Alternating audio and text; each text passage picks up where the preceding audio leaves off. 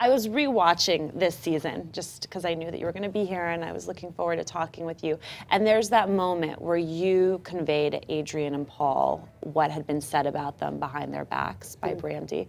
When you watch the season, do you regret doing that? Are you anxious about it at all? No, I don't regret it. I feel my timing could have been maybe a little better, but I would have done the same thing again. I just feel that, you know, I felt like they needed to know what was said, and I felt it needed to be done immediately. I did call them right away after I left, sir, and it wasn't to tattle or to make a story or to tell something that shouldn't have been told. That needed to be told. And I was going to tell Brandi as soon as I heard it, like, Brandi, you don't do that.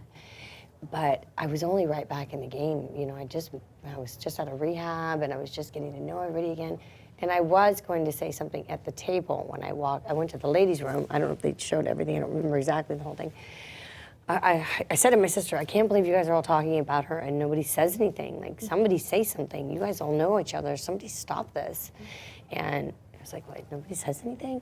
So I went to the ladies' room and I was thinking, what do I do? What do I do? I'm like 30 days sober, 60 days sober. I need to say something. I thought, you just do it, Kim. You walk back out there and you say something right now. You're a big girl. You just go back out there and say it.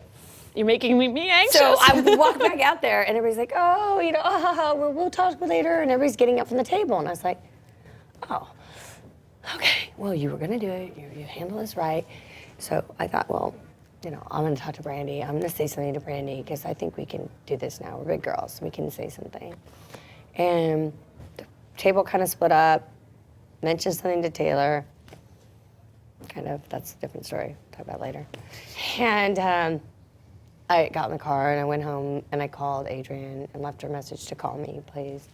And I didn't hear back from her.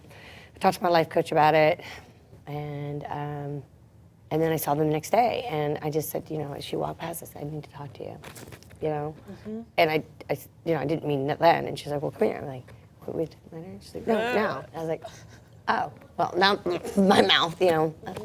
Okay. So it's actually about lunch yesterday.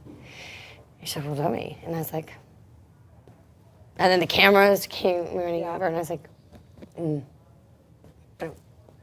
So then I started saying the stuff that didn't matter, which nobody cares about. You sat in the car. She said you lied. Like, nobody, so what? You know? And then she said the thing, you know? Like, I had no idea they were gonna, like, run over and bring it up there. I thought I would tell them, and then they would handle it, like thinking about it, and maybe calling her.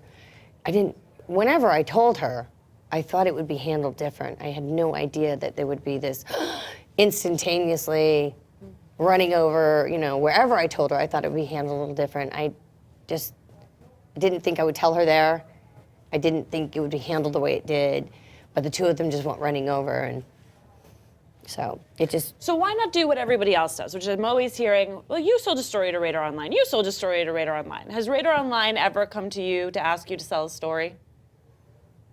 Is that the way this works? No comment. Okay.